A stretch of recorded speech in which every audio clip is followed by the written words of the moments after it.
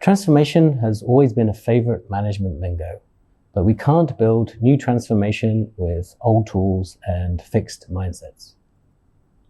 The notion that you must study this, like this, in this order, by this group, with these texts, in a class this size, and then test it for answers with these keywords is mindless and pointless.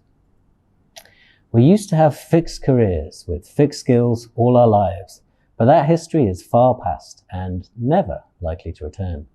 What we need now is agility and a process of learning to back this. This is the process of the HRD Corp Microcredentials.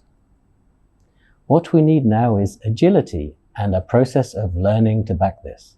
This is the process of the HRD Corp Microcredentials. They are like the pipes that fit together to allow any career to flow. You have ample resources to quickly integrate any solution from any provider to resolve challenges and move careers along. In fact, over time, you can even resolve challenges that have never been faced before. This is because you now have the tools and process to truly transform.